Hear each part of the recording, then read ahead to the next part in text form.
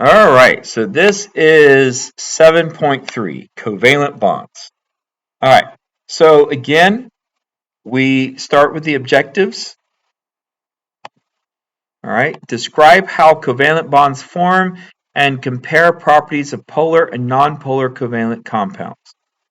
Our vocabulary are covalent bonds, covalent compound, hydrogen bond, nonpolar, and polar.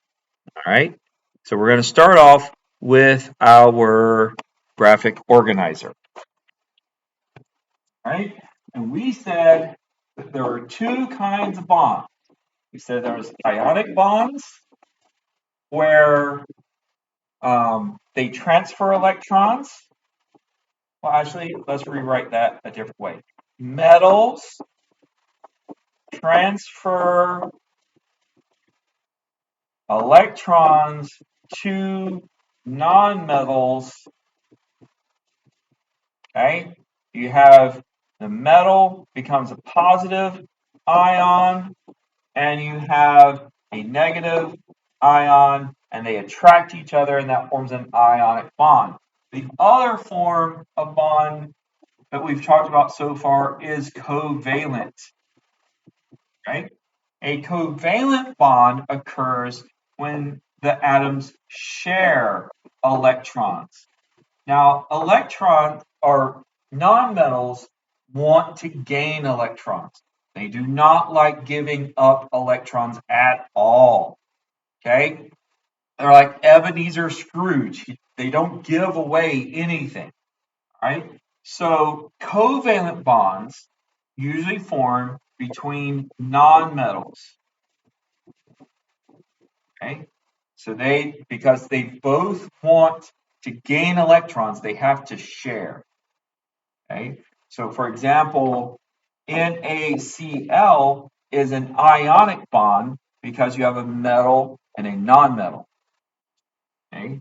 H2O is a covalent bond because they are both nonmetals. Right? Okay. And so down here it has the definition. A covalent bond occurs is the attraction between atoms that share a pair of electrons. Okay. Now, let's go on. All right, so here we have a diagram of two hydrogen atoms sharing electrons. So what they're showing you there is three different ways to represent hydrogen. So we can say H2, that's hydrogen gas. We can say H dash H. The H represents the covalent bond, okay, that holds them together. We could also draw dot diagrams. Each hydrogen has one electron to share. So if they share these electrons, they form a covalent bond.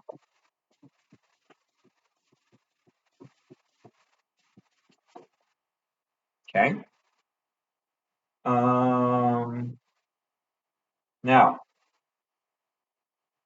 I don't know if you have any siblings or not. Maybe you have if you don't have siblings, maybe you have a friend and you've tried to share something with that friend. And maybe your friend is a little more greedy than you are. And they keep the toy or whatever it is more than you have it. So it's unequal sharing. Okay. So that happens in covalent bonds as well. Okay. So in a covalent bond, valence electrons are shared. Okay. Now they can be shared equally. Equal sharing. Okay. We call that nonpolar. Okay. When there's unequal sharing, we call that polar. Okay? Now, what that means, more visually, is that usually in a polar bond, there is a positive and a negative end. For example, if we have H2O, right, we would draw that as two hydrogens sharing electrons with an oxygen. Kind of looks like Mickey Mouse. But the thing is, the oxygen has more protons than hydrogen. Hydrogen has 1 proton. Oxygen has 8. And if you remember, we said there was an attraction between electrons and the nucleus, the protons in the nucleus. So that means that the electrons prefer oxygen.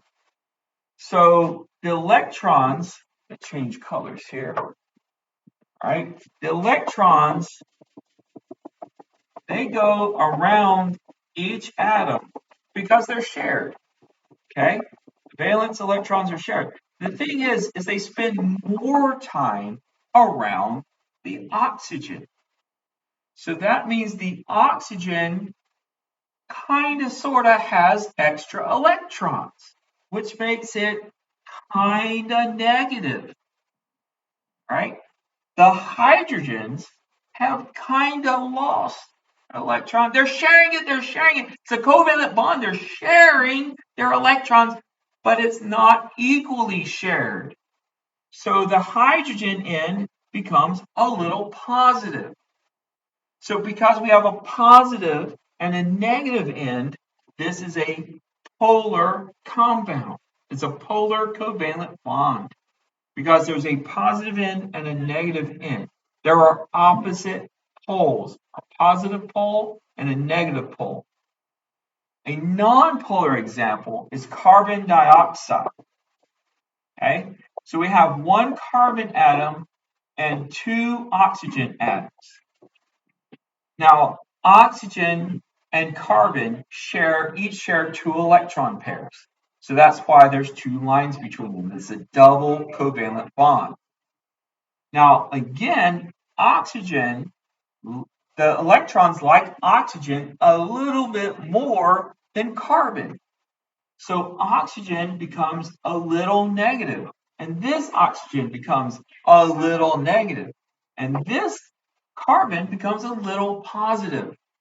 But so this is a polar bond, and this is a polar bond, but the whole molecule is nonpolar because it has 2 negative ends.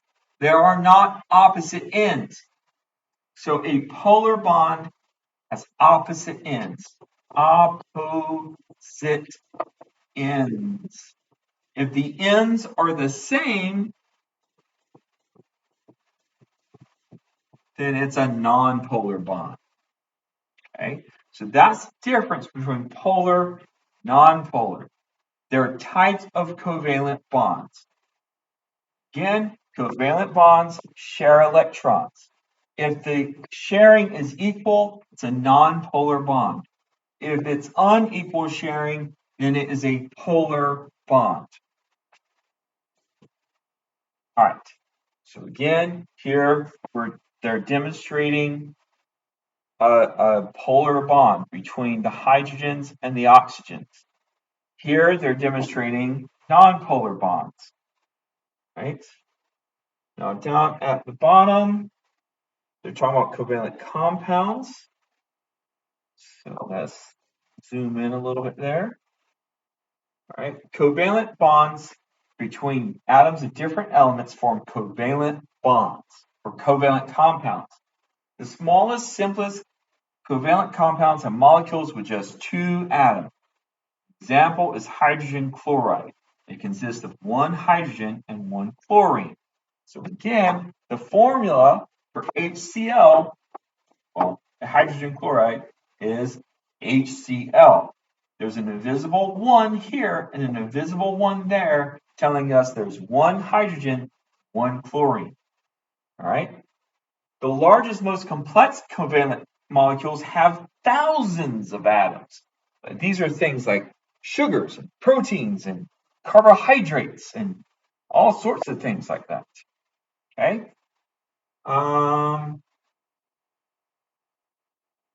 Right, and then they give us some information here. All right, about naming covalent compounds. I need you to be a little familiar with, but I'm probably not going to test you on it a whole lot. The element closer to the left of the periodic table is named first. Let's think about that periodic table real quick. All right, here's a quick sketch of the periodic table. Here's the stair-step line. Everything over here is a non-metal. Stair-step line is the metalloids. And all this stuff over here are the metals. Okay, so when it says the element closer to the left, we're talking about the metals. The metals go first. But here's the thing. Remember, covalent compounds are usually non-metals bonded to other non-metals. So, for example, if you had, you know what? Let's do this. Let's go to P table real quick. All right. Let's say we had a bond between nitrogen and oxygen. Nitrogen is farther left, so it goes first, and you would have NO2. Right? If you had a bond between, I don't know, carbon and chlorine, you would write carbon first. It would be CCl. Right? So that's carbon, that's chlorine. Right? The second element gets the suffix I. So NO2 would be nitrogen dioxide. Di means two. And there's a subscript here, 2, telling you there are 2 oxygen atoms. Okay? The prefixes di and tri show the number of each atom. So, for example, if it was NO3, you might say nitrogen trioxide. Right? Nitrogen trioxide. Okay? The "ide" is you change the ending, and the tri means 3. And nitrogen is the more metallic one, so it stays where it is. It's this. All right, properties of covalent compounds. They are different properties than ionic compounds, certainly. They exist as individual molecules, not crystals. So in an ionic compound, they form crystals. So ionic compound, you might have, you know, sodium and chlorine, and sodium, chlorine, and sodium, and chlorine, and they make a crystal. Okay, salt forms a cubic crystal like that. Okay, but a covalent compound, it doesn't form a crystal. You just, for example, have H2O molecules floating around with each other, okay, individually. Okay, it takes less energy for individual molecules than ions in a crystal to pull apart. So if I wanted to separate the ions in an ionic bond, it's going to be really hard. That's why they have those high melting points and high boiling points. Covalent compounds, though, these are all individual molecules, so it's easier to pull them apart. Okay. As a result, covalent compounds have lower melting and boiling points than ionic compounds. Okay. For example, as we said earlier, the melting point of water is 100 degrees Celsius. Okay. the melting point of an ionic compound, salt, was 800 degrees. Okay, so many of them are gases or liquids at room temperature. Okay, and covalent compounds have shared electrons.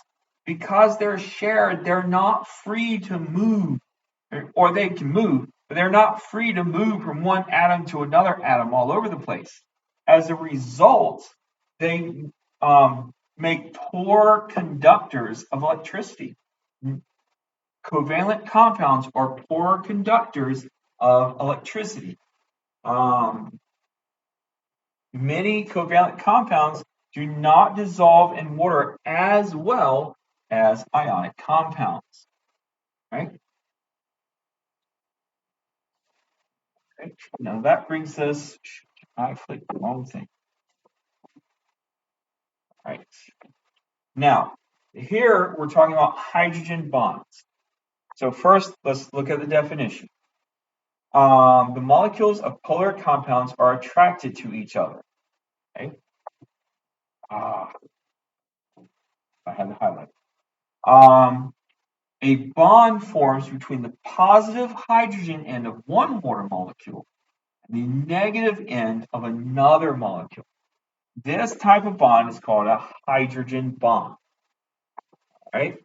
So what happens is we have a water molecule, this little positive end, this little negative end. Remember, it's polar. It has a positive pole and a negative pole. And then we have another water molecule, and oh look, it has a positive end and a negative end. So these ends attract each other. Then maybe there's another molecule over here, and it has a positive end and a negative end, and these ends attract each other. These attractions, I'm going to highlight them green. These highlighted attractions are called hydrogen bonds. They are the bonds between polar molecules. Okay, and then it goes on to tell us that hydrogen bonds are weak, but they still have to be overcome if you want to separate the molecules. So they are very important. Polar covalent compounds have higher melting and boiling points than non-polar covalent compounds. Okay. And that's because of those hydrogen bonds keeping them together. Okay. So here again, they're talking about polar and non-polar. Formaldehyde is polar. That was one of the questions on the worksheet. Okay, it is polar. It has a positive end and a negative end. Okay, carbon dioxide is non-polar because it has two ends that are the same. So it is non-polar. All right, lesson summary. Is there more summary? Okay. A covalent bond is the force of attraction between atoms that share electrons. So a covalent compound, the force of attraction when electrons are shared. It forms between atoms of the same or different nonmetals. So it forms between nonmetals. Okay? Covalent bonds form between nonmetals. In a polar covalent bond, one atom attracts the shared electrons more strongly, becomes slightly negative. The other becomes slightly positive. So in polar covalent bonds, one atom becomes slightly negative. The other atom becomes slightly positive. Covalent compounds form individual molecules, not crystals. Right? Compared with ionic compounds, they have low melting and boiling points. Okay, so they have low melting and boiling points. They are also poor conductors of electricity. Polar covalent compounds oppositely charged ends of different molecules attract each other. This affects their properties. Right? So that is 7.3. We've got one more, that's 7.4. And we're going to do that one real quick.